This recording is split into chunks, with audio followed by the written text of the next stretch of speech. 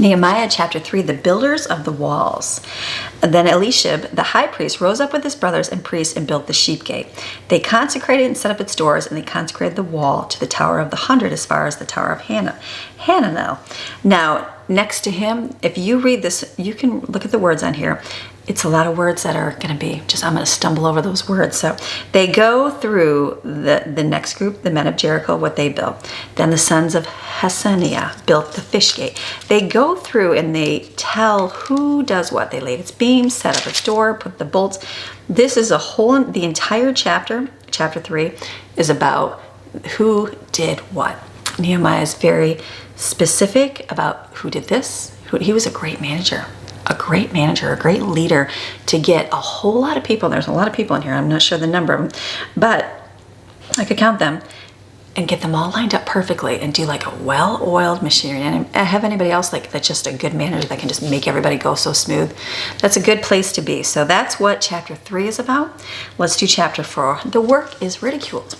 Always got some kind of condemnation when things are going well, right? But when Sanballat, here's that Sanballat, he heard that we were rebuilding the walls, he became furious, completely enraged, and ridiculed the Jews. He spoke before his brothers, the army of Samaria, and said, "What are these feeble Jews doing? Can they restore it for themselves? Can they offer sacrifices? Can they finish in a day? Can they revive the stones from the heaps of dust and rubbish, even the ones that have been burned?" Making and mocking fun. Can you really do that? Yeah, you can go on and complain. Now Tobiah the Ammonite was beside him, and he said, "Even when they're rebuilding, if a fox should get up on it, he would break down their stone wall." And Nehemiah prayed, "Hear, O our God, how we are despised. Return their taunts on their own head. Give them up as prey in a land of captivity. Do not forgive their wrongdoing, and do not let their sin be wiped out before you, for they have offended the builders and provoked you." Okay, there's a little prayer that you don't normally pray for bad things to happen to people, and it says, "It's difficult to work in a hostile environment. Ambition, courage, and preparation are important in a situation like this, and so is a prayer. If we are not careful to ask God to protect us, our fear can cripple us as much as the animosity of our enemies.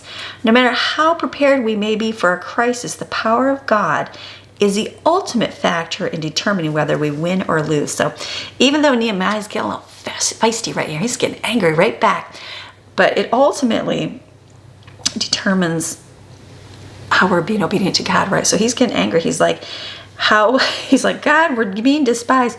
Return that to them." We have a different way. We have a different way than they did in the Old Testament. We didn't get to say when someone's evil to you, "God, return that evil to them." If you ever, it's a form of witchcraft. If you pray for people, for bad things to happen to people, you're ultimately performing witchcraft. You're performing a form of witchcraft because you want that evil to go into that person. That's not what God says. God says we are to bless our enemies. The ones that curse you, love them.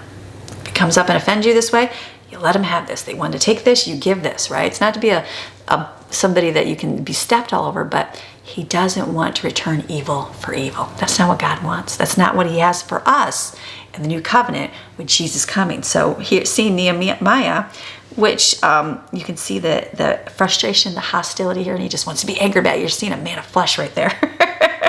Don't let them forget their wrongdoings, God. Don't forget what they did wrong to us. And he's like, let their sin, don't let it be wiped out. And so that's not what we're going to be having, but God is still going to be with him here. So we built the wall, and the entire wall was joined together to half its height, for the people had a heart to work. Their heart was still there. They're not doing it in anger. It's just a moment of frustration, right? But when Sanballat, Tobiah, and the Arabs, and the Ammonites, and the Ashdodites heard that the repair of the walls went on and that the breaches were being closed, they were very angry. So they conspired together to come and fight against Jerusalem and to cause a disturbance in it. Discouragement overcome. But we prayed to our God. So they're still going to God. That's a good thing. Even though they're going with a little bit of anger, they're going with a lot of anger, right? God is still with them. They're still doing it. But we prayed to our God, and because of them, we set up a guard against them day and night. Then the leaders of Judah said, "The strength of the burden bearers is failing, and there is much rubble. We ourselves aren't able to rebuild the wall." There's so much rubble. it'd be like an explosion. You'd have to go dig it out of the earth and all those things. There's a lot of work they had to do. Our enemies said they will not know or see us until we are among them, kill them, and put a stop to the work.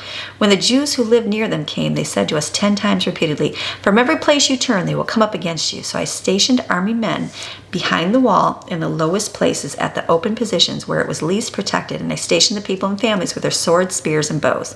When I saw their fear, I stood and said to the nobles and officials and the rest of the people, do not be afraid of them. Confidently remember the Lord who is great and awesome, and with courage from him, fight for your brothers, your sons, your daughters, your wives, and for your homes. Now, when our enemies heard that, we knew about their plot against us and that God had frustrated their plans. We all returned to the wall, each one to his work. From that day on, half of my servants carried on the work, while the other half held the spears, shields, bows, and breastplates, and the captains were behind the whole house of Judah. But those who were rebuilding the walls and those who carried burdens and loaded themselves, so that everyone worked with one hand and held a weapon in another. Can you imagine having to do that all the time? Every builder had his own sword at his side as he built, and the one who sounded the trumpet to summon the troops stood at my side. I said to the nobles, the officials, and the rest of the people, the work is great and extensive, and we are separated on the wall, far from one another. Wherever you hear the sound of the trumpet, gather to us there. Our God will fight for us. We carried on with the work, with half of them holding spears from dawn until the stars came out at night. At that time, I also said to the people, let each man with his servant spend the night inside Jerusalem, so they may serve as a guard for us at night and labor during the day. So neither I, my brothers, relatives, my servants, nor the men of the guards who followed me, none of us took off our clothes, even took his weapons, even to the water. They have constantly been on guard. They are going to determined to finish this wall and get it done. So they're building. They got a spear in their hand. They're watching. They're doing their things. They're listening for the thing. When they go to bed, they're not taking their stuff off. They're not relaxing in a nice cozy bed. Nope, they are sleeping, ready to get up for battle every single day with their spear right next to them the entire time.